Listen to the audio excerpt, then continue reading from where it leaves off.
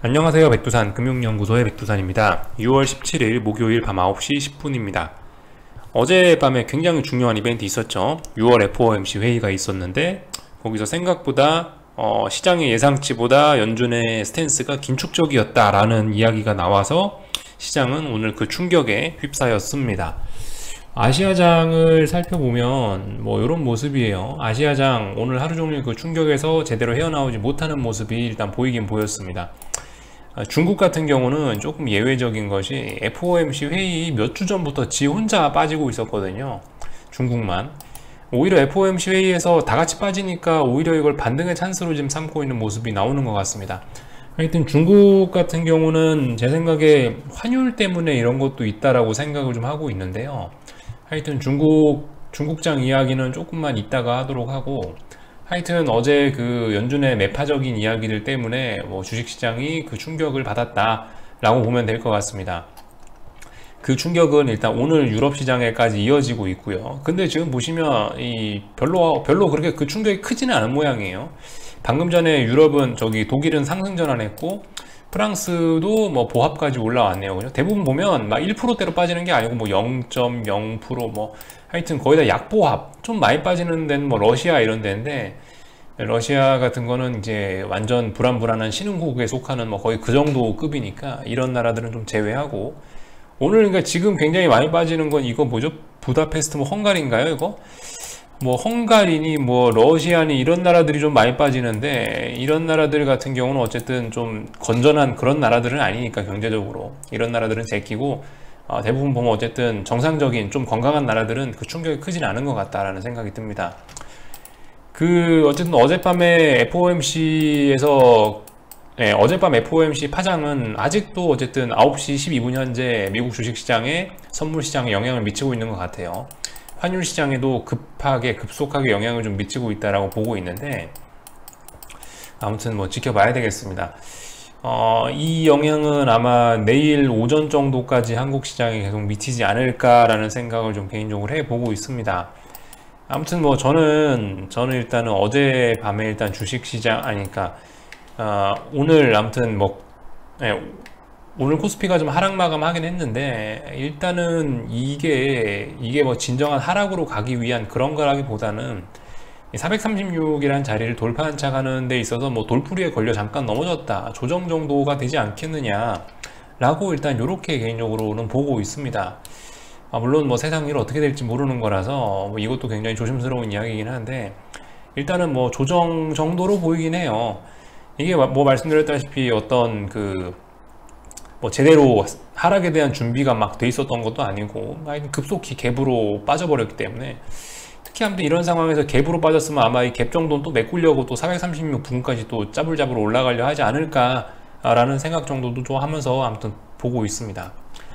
아무튼 오늘 이렇게 뭐 뉴스 기사들을 보니까 대부분 뭐 어떤 연준의 기준금리 인상 시기가 땡겨졌다라고 생각하면서, 대부분 언론에서 보니까 그런 얘기들 많이 하더라고요.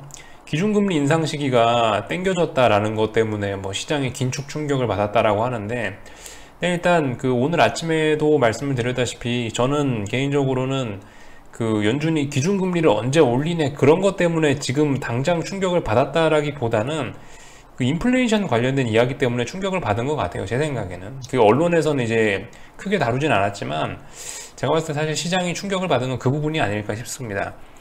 이제 인플레이션이 지금까지 일시적이다 라고만 이야기를 했었는데, 어젯밤에 살짝 꼬리 내렸잖아요, 파월 의장이. 그죠? 인플레이션이 조금 더 지속적일 수 있고 조금 더 심각할 수도 있다라는 이야기를 하니까 제 생각에 그게 심각하지 않나 싶어요. 지금 인플레이션이 이게 예상보다 더 급해지고 지속적인 것이라고 밝혀진다면은 연준은 달러가치 수호를 위해서 지금 뭐 기준금리 인상 같은 경우는 정상적으로 갈 경우에 뭐 2023년 이런 이야기를 하긴 했지만은, 이게 어쨌든 인플레가 예상보다 더 가파르고 그렇게 돼서 달러 가치가 박살나서 뭐 진짜 인플레가 우려된다면은 인플레를 잡기 위해서 훨씬 더 빨리 연준이 움직여야 될 수도 있거든요. 제 생각에 오늘 시장이 발작을 한 것은 뭐 물론 그렇게 큰 발작은 아닌데, 아무튼 연준이 그렇게 시장이 이렇게 좀 충격을 받은 척 하는 것은 제 생각에는 그 인플레이션 관련된 스탠스의 변화 때문에 그런 것이라고 개인적으로 생각을 하면서 보고 있습니다. 하여튼 뭐 간단하게 뭐 제가 본 생각을 좀 한 가지 말씀드렸고요. 한국 주식시장 뭐 일단 여전히 뭐 딱히 뭐 드릴 말씀이 없는 자리에 와 있지만, 제가 이미 뭐 드릴 말씀은 거의 다 드린 것 같지만 저는 이거 일단 조정으로 보고 있고, 오늘 갭으로 만들어 놔가지고 이 갭 정도 메꾸지 않겠냐라는 생각 정도 하고 있고요. 아무튼 근데 이제 이런 시나리오 정도는 그래도 생각은 해봐야 될 것 같아요. 이런 시나리오 정도 던져놓고 가면은 괜찮지 않을까 싶습니다. 그 430을 기준으로 해서 제가 여러분들하고 주봉 보면서 그렇게 말씀을 드리고 있죠. 430이란 자리를 여기 지지난주에 돌파 안착했고, 그죠? 이 자리에서. 그리고 지난주 같은 경우는 430에 대한 지지력을 재차 확인했는데 지지력 확인했고, 이번 주는 그럼 뭐예요? 430 지지난주에 돌파 안착했고 지난주에 한번 확인했으니까 이번 주는 가야 되는 게 맞겠죠. 주봉 그림 보면은 왜 코스닥이 눌러지지? 하여튼 코스피 주봉을 보시면은 이번 주 같은 경우는 가야 된단 말입니다. 그죠? 이번 주 같은 경우는 430을 지난주에 확인했기 때문에 이번 주 가야 돼요. 간다고 하면 지금 이게 주봉인데 볼린저 밴드 다 모여있고, 볼린저 밴드 완전 상단에 지금 모여있죠. 이제 변동성 확대될 수도 있다는 거예요, 주간 단위로 해서. 아무튼 이런 상황에 와 있는데, 그런데 이제 어쨌든 둥근 천장형의 가능성도 뭐 열어는 놔야 되겠다라는 생각은 일단 뭐 들고는 있습니다. 세상 일 어찌 될지 모르는 거니까. 물론 지금 상황에서는 전 위쪽으로 한 번 더 이게 슈팅이 나와야지, 슈팅이 나올 가능성이 여전히 좀 더 높지 않을까라고 보고는 있는데요. 우리 둥근 천장형에 관해서도 이야기는 좀 해볼 만한 가치가 있을 것 같아요. 아무튼 말씀드렸다시피 430을 지난주에 확인했기 때문에 430이란 자리를 이번 주에 만약에 이제 내일 하루 남았잖아요. 금요일날 주봉이 완성되려면 이번 주에 다시 430을 내려오고 다시 430을 터치하고 이러면은 일단은 그림은 안 좋겠죠, 그죠? 가야 될 때 못 가고 재차 밀리면서 430을 다시 터치한다는 이야기는 일단은 가야 될 때 못 간다는 이야기입니다. 어쨌든 그런 점도 좀 생각을 해봐야 될 것 같아요. 430에 대한 싸움을 다시 또 할 가능성도 있겠죠. 근데 말씀드렸다시피 지금 430에 대한 싸움을 또 하게 되면은 이거는 그 430에 대한 지지력이 의심받게 돼가지고 좀 굉장히 안 좋아질 수도 있다, 시장이 흔들릴 수도 있겠다라는 생각을 좀 해봅니다. 아무튼 어떻게 될진 지금 저도 뭐 전혀 모르겠어요.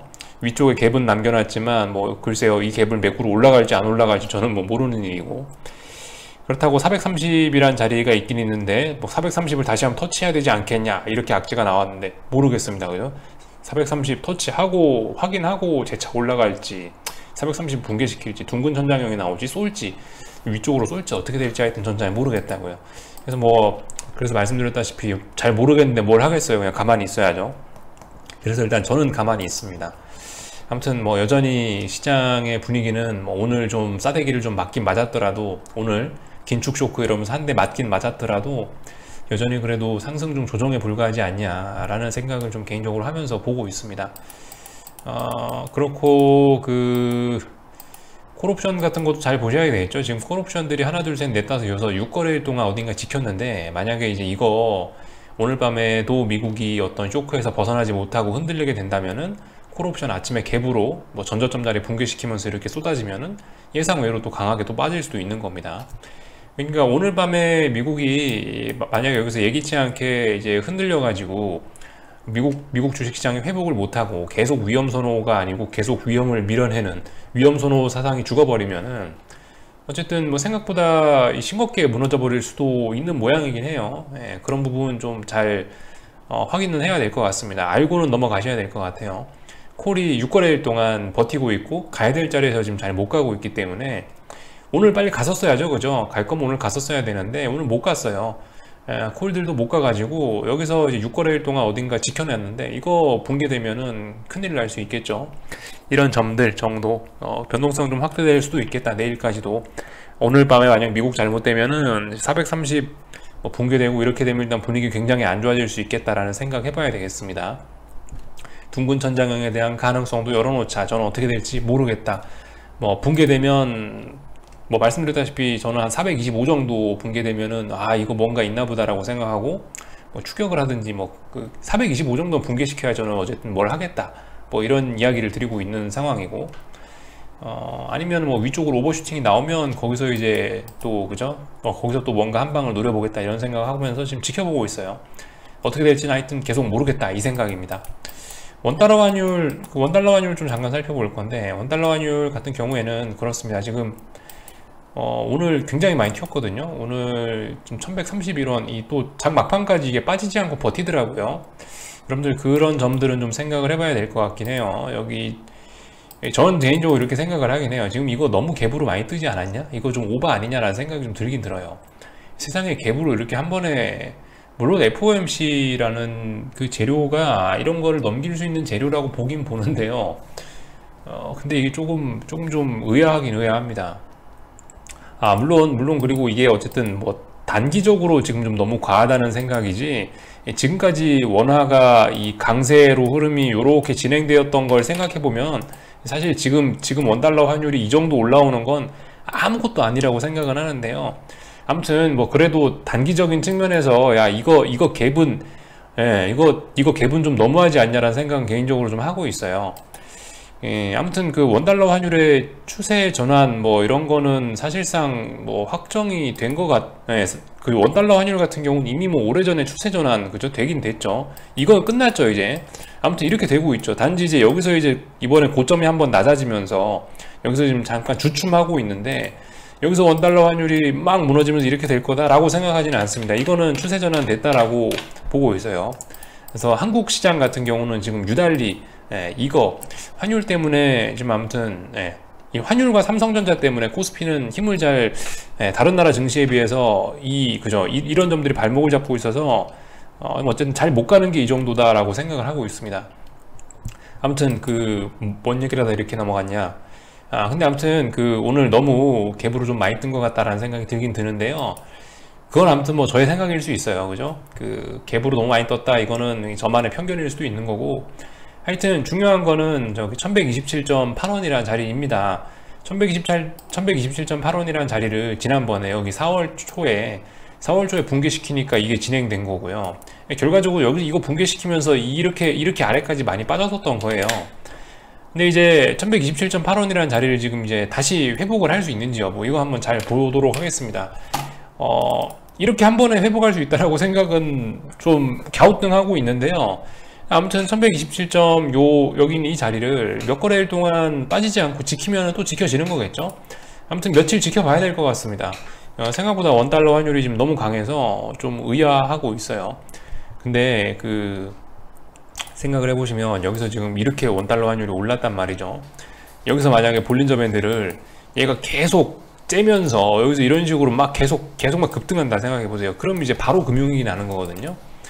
이거는 솔직히 만약에 이제 숏이 이런 식으로 터진다, 만약에 막 내일도 막 환율이 막 10원씩 오르고 모레도 10원씩 오르고 이렇게 해서 막 환율이 올라 버린다, 그렇게 되면 사실상 여러분들 제가 생각하는 빅숏은 없어지게 될 겁니다. 빅숏 시나리오는 없어지게 되는 거고, 환율이 이렇게 가파르게 볼린저 밴드 째면서 계속 막 지나치게 빨리 올라 버린다라고 한다면은 그러면 오히려 대세 상승 나올 수 있다라고 생각은 좀 해보긴 해봐야 되겠습니다.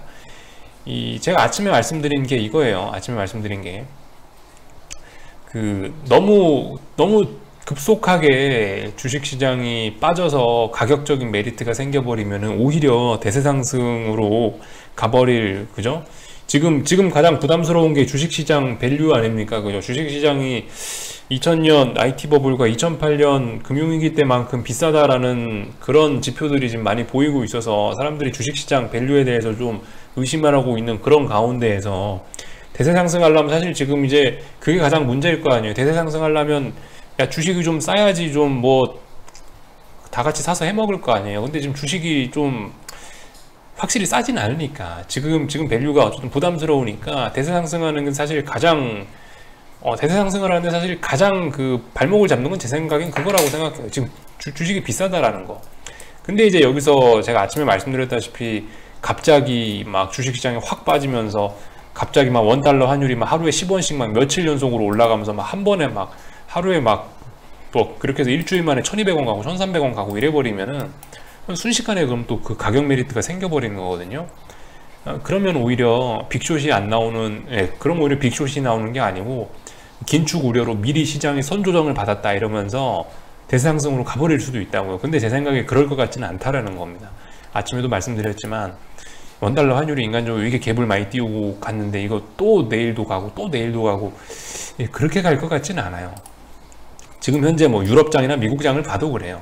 이게 무슨 일이 나고 있을 거면 아마 지금 현재 유럽장이 뭐 0.5% 0. 뭐 약보합 이 정도가 아니겠죠. 아마 뭐 해봐야 뭐 진짜 무슨 일이 생긴다라고 한다면 이미 뭐 마이너스 2% 마이너스 3%대를 보고 있겠죠. 근데 지금 뭐 이 정도면은 제 생각에 회복할 것 같긴 합니다. 이 정도면 회복할 것 같긴 하고, 원달러 환율도 어쨌든 이 부분의 갭이 너무 커서 이 갭 부분을 좀 메우는 좀 다시 되돌림 과정을 좀 진행하지 않을까 싶긴 해요. 예. 하여튼 그런 생각을 하면서 보고 있다. 요 정도 이야기를 좀 드렸습니다. 하여튼 원달러 환율은 이번에 조금 이번에 좀 쉬었다가 지금 너무 급등했으니까 잠깐 좀 쉬었다가 어쨌든 계속 올라갈 것 같긴 합니다.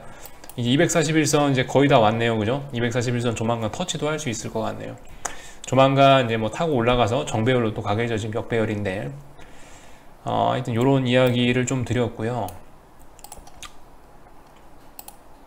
하여튼 특별한 이벤트 같은 거 이제 뭐 더 이상은 없습니다. 오늘 밤에 이게 지금 investing.com에서 나온 그 이코노미 캘린더거든요. 그러니까 경제 지표 발표 일정인데 여기 페드 체어 옐런 테스티파이스라고 써 있네요. 옐런이 아니죠. 이거 파월의장인데 담당자가 실수한 모양인데, 하여튼 파월의장의 의회 연설이 오늘 밤에 있긴 있나 봐요.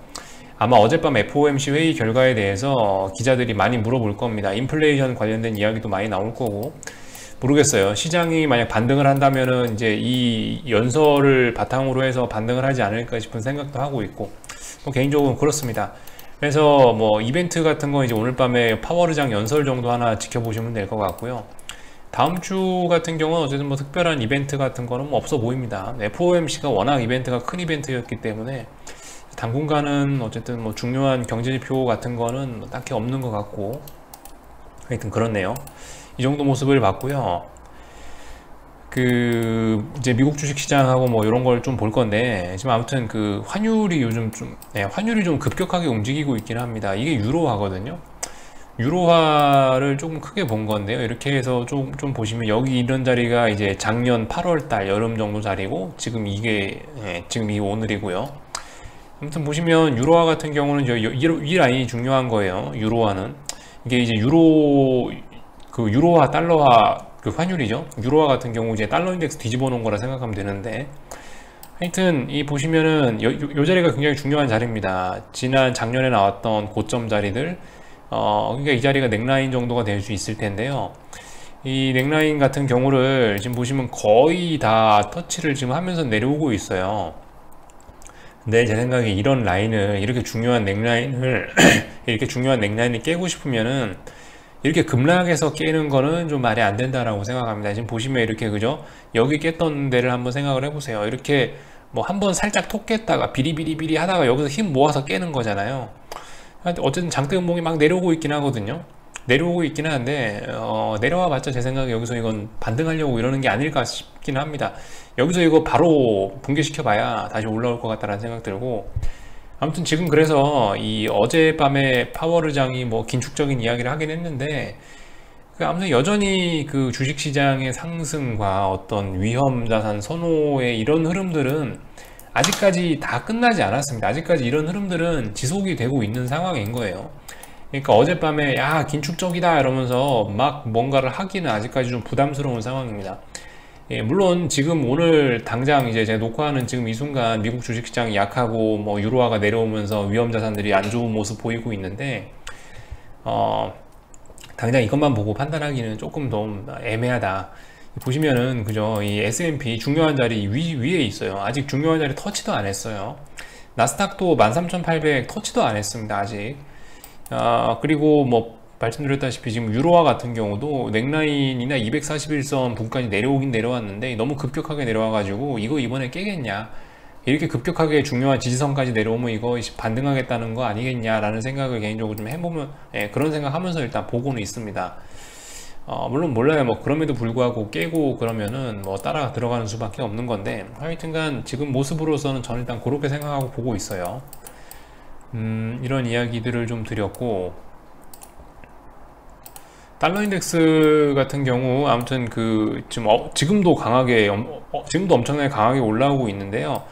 아무튼 그래도 달러 인덱스는 의미는 좀 있는 것 같아요. 이게 물론 지금 최근에 요 며칠간에 이번 주의 흐름은 좀 굉장히 급격하긴 하죠. 사실상 이제 3거래일 만에 이렇게 다 올라온 건데요. 따지고 보면은 여기서 아무튼 달러 인덱스에서 봐야 될 거는 최소 이런 점, 달러 인덱스가 이야기해주는 거를 우리는 이제 귀 기울여야 되겠죠. 최소한 이건 끝났죠. 예, 달러의 마음 편한 약세는 끝났고요.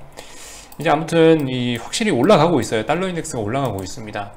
올라가고 있는데 보시면 아무튼 달러 인덱스 특징이 그렇죠. 하락보다 달러 인덱스 상승이 좀 가파르고 빠르게 일어나는 특징이 있죠.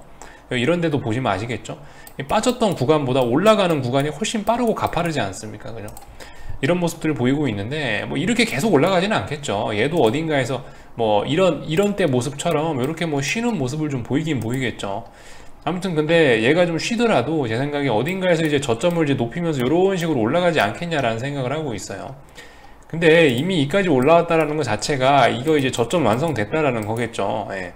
여기 있는 뭐 이런 자리들 이번에 여기 저점 하나 만들었다라는 이야기고, 아직까지 추세 전환은 아닙니다. 그죠? 아직까지 달러 인덱스가 완전한 뭐 작년부터 해서 시작한 이 하락 추세를 완전히 끝내고 상승 추세로 들어섰습니다 라고 이야기할 수는 아직 없을 거예요.